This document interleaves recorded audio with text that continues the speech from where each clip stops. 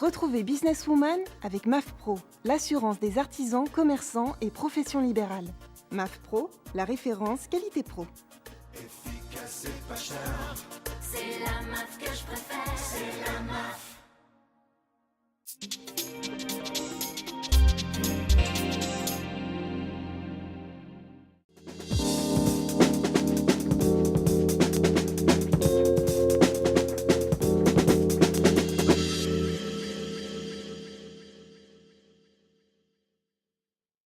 Bonjour à tous et bienvenue dans l'émission Businesswoman, votre rendez-vous dédié à l'entrepreneuriat au féminin. S'associer pour se lancer, qu'il n'y a pas déjà à songer, mais encore faut-il trouver le bon associé. Nombreux sont celles et ceux qui privilégient les affinités relationnelles aux complémentarités de compétences. Or, un partenaire doit partager les réussites, mais aussi les problèmes. Comment bien recruter son associé avec un partage de vision commune? Quelles sont les précautions à prendre avant de se lancer? Et comment et jusqu'où accorder sa confiance? Avec nous, pour nous parler de ce sujet, Dounia Mouni, bonjour. Bonjour. Vous êtes la cofondatrice d'une boulangerie qui s'appelle Les Délices de Safa. Oui. Merci d'être avec nous. Merci à vous. Vous avez cofondé votre entreprise avec votre sœur, on y reviendra.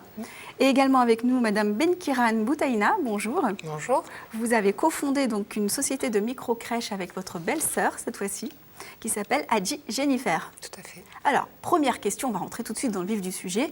Il paraît que c'est très fortement déconseillé de s'associer, notamment avec ses amis, sa famille, les personnes proches. Est-ce que vous regrettez et comment vous est venue cette idée ? Moi, au contraire, je ne me voyais pas m'associer avec quelqu'un d'autre qu'avec ma sœur, parce que je la connais parfaitement et j'ai une confiance totale en elle. Donc, en dehors de ma sœur, je pense que ça aurait été risqué. Et personnellement, je ne préfère pas prendre ce risque. Alors, on en a parlé en introduction, justement, vous avez privilégié donc la proximité, les affinités personnelles finalement, avant de vous intéresser peut-être aux complémentarités de compétences. Non, pas forcément, parce que je pense que ma sœur et moi avons des compétences totalement complémentaires. Elle déjà parce qu'elle a un CAP en boulangerie, et moi non. Et moi j'ai cette expérience en gestion, et donc je pense que c'est deux profils qui sont totalement complémentaires et qui sont favorables à la création d'une entreprise. Donc pour vous, c'était une évidence vraiment de s'associer à quelqu'un de proche, de par le côté rassurant également de la Exactement. proximité. C'est parce que je la connais totalement, elle me connaît totalement. On peut gagne tous beaucoup dire. de temps. Exactement. Et Madame Benkiran? Alors, moi, de mon côté, il était primordial pour moi de connaître parfaitement mon associé avant de lancer un projet en commun. Donc, j'avais le projet en tête et j'ai recherché les expertises que je n'avais pas pour pouvoir en fait créer ce projet et aller jusqu'au bout. Donc oui, de toutes les manières, il faut être complémentaire pour pouvoir s'associer. Nous, sur plusieurs domaines, en fait, nous sommes complémentaires. Par rapport aux études que nous avons faites, moi en gestion, administration et elle dans le médical. Par rapport à l'expérience professionnelle également, donc elle dans le médical, elle a une réelle expertise en technique et moi dans le commercial. Et c'était aussi une crédibilité à avoir auprès des partenaires qu'on a recherchés à travers toute notre expérience professionnelle, les clients qui étaient rassurés par son côté, le côté médical, et puis moi de mon côté les partenaires administratifs et financiers qui étaient rassurés. Mais également, moi j'ai cherché aussi à trouver quelqu'un qui était vraiment, qui avait la même vision personnelle que moi. Ayant des enfants, etc., je ne pouvais pas m'associer avec quelqu'un qui ne pouvait pas me comprendre lorsque je devais m'absenter pour ma famille. On note bien qu'il y a vraiment une complémentarité de compétences chez vos liens associatifs, on va dire. Donc on va dire que vous étiez plutôt objectif dans le choix de vos partenaires. On peut le dire aujourd'hui. Complètement. Totalement. Ça signifie quoi pour vous une association ? Une association, pour moi, c'est travailler donc en commun, trouver des expertises, comme je l'ai dit, qui me manquaient pour pouvoir atteindre un but donné. Donc voilà, avoir la même vision des choses, aller de l'avant et mettre des stratégies en place pour pouvoir atteindre un but. Et pour vous, Monia ? Et pour moi, c'était la réunion de différentes compétences pour un projet commun. Donc, toutes les deux, nous avions des expériences totalement complémentaires et on avait envie de se lancer dans l'aventure entrepreneuriale. Du coup, c'était comme une évidence. Et alors au quotidien, concrètement, comment ça se passe depuis la création de vos entreprises respectives ? Moi, au départ, en fait, ma belle-sœur était un petit peu Réticente. D'ailleurs, j'ai une petite anecdote. Elle me disait, mais si je te côtoie toute la journée, toute la semaine, mais j'aurais plus envie de te voir le week-end. Et je dis, écoute, on se lance, on verra bien. Et pas du tout, en fait. Le week-end, on se voit avec grand plaisir et on continue de partager les mêmes choses. Et au contraire, ça nous a vraiment, vraiment rapprochés toutes les deux. Moi, c'est un peu différent, étant donné que je ne suis pas quotidiennement à la boulangerie dans notre entreprise. Du coup, on communique énormément. Il n'y a pas une journée sans qu'on s'appelle 5 fois par jour. Donc c'est un peu différent. Nous, par contre, notre association joue vraiment sur la confiance. Lorsque je ne suis pas là, j'ai une confiance entière en elle. Et elle aussi, elle me délègue totalement toute la partie administrative, gestion, comptable. C'est très important dans notre structure. Et nous, au contraire, ça nous a rapprochés parce que maintenant, on se connaît dans un contexte différent. Non, avant, c'était uniquement familial, pour des réunions de famille ou quelque chose, des choses de cette sorte-là. Et aujourd'hui, pas du tout. Alors, vous soulevez 2 points importants. Le premier, c'est justement se connaître différemment. On peut connaître effectivement quelqu'un pendant des années, mais travailler avec lui, c'est découvrir des facettes de sa personnalité qu'on ne connaissait pas. Est-ce que ça a été le cas pour vous également ? Écoutez, moi, personnellement, je connaissais déjà très, très bien ma sœur. Aujourd'hui, je la connais mieux, mais... pas de grande surprise majeure. Pas de grande surprise. Ça a été le cas aussi pour vous ?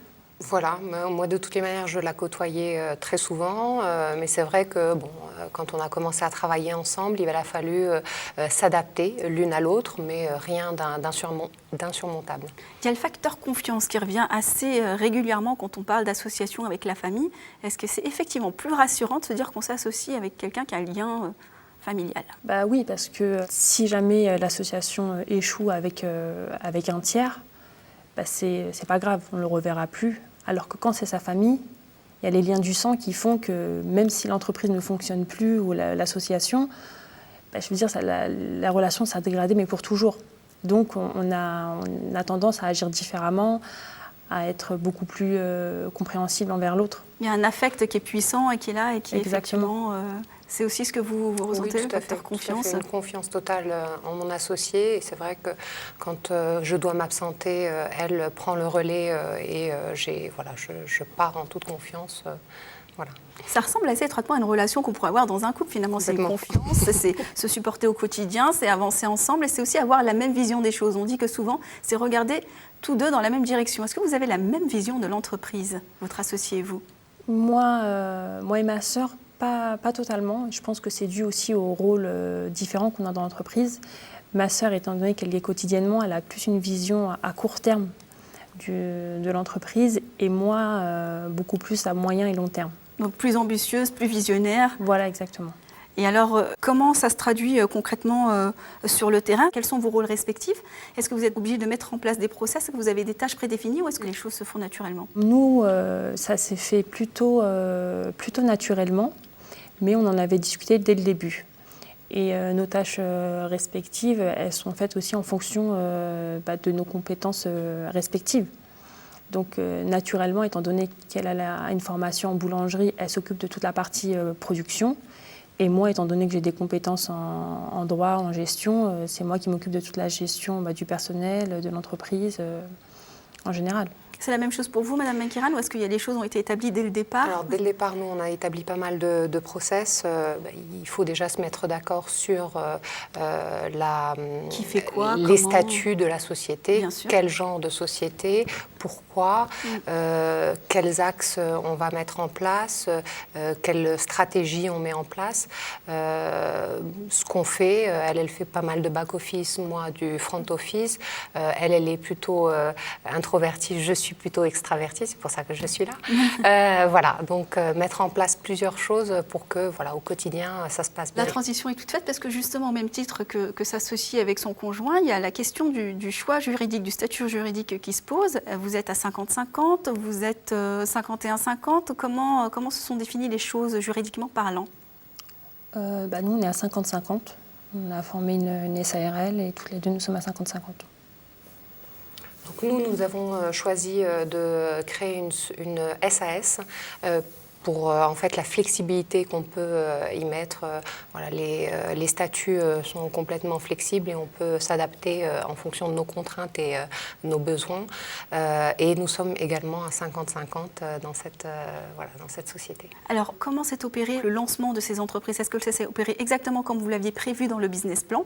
Et surtout, quel est l'avantage de l'association? Est-ce que vous auriez pu arriver à ces résultats si vous étiez en solo, seul, dans votre coin? Vous avez 3 micro-crèches aujourd'hui. Donc en fait, nous avons créé la société en 2011 et nous avons débuté l'activité par une structure en 2012, en janvier 2012, puis 2 autres structures ont suivi.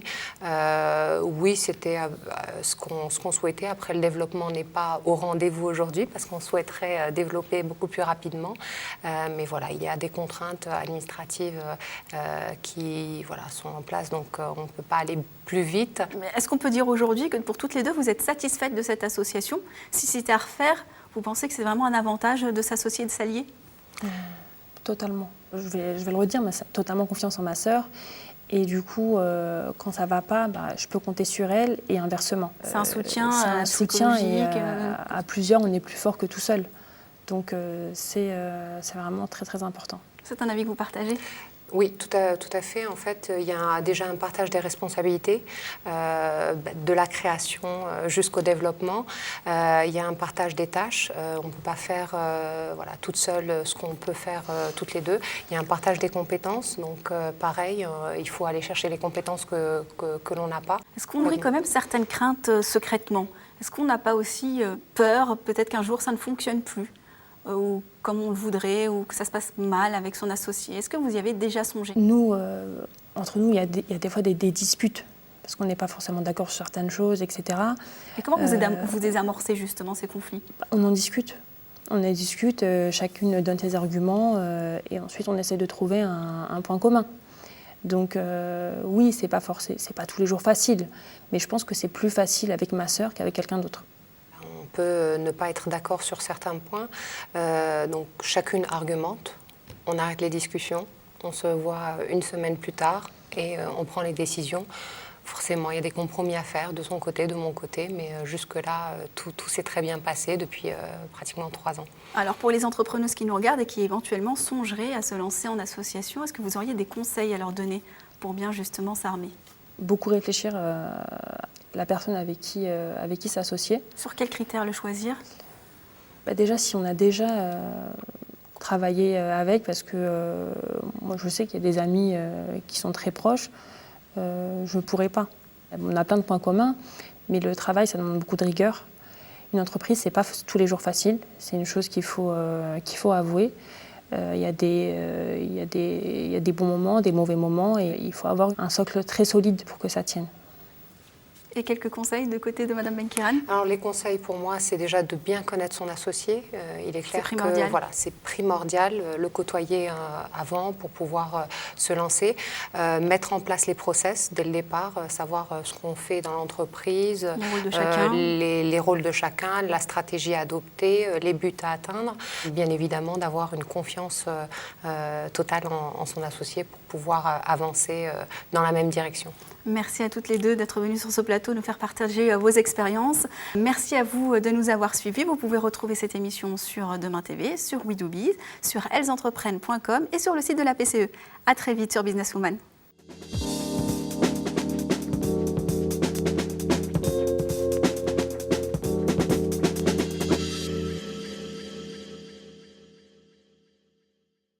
Businesswoman vous a été présenté par MAF Pro, l'assurance des professionnels depuis plus de 60 ans. MAF Pro, la référence qualité pro. Efficace et pas cher. C'est la MAF que je préfère. C'est la MAF.